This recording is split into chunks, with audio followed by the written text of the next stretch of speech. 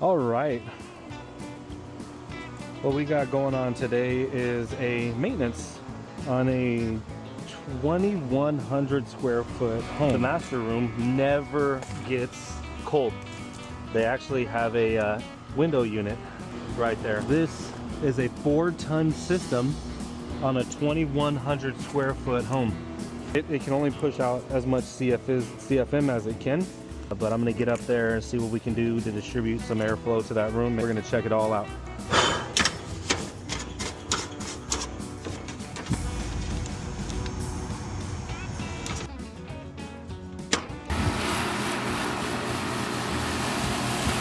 So this is a 12-inch run right here, and it goes to your master bedroom.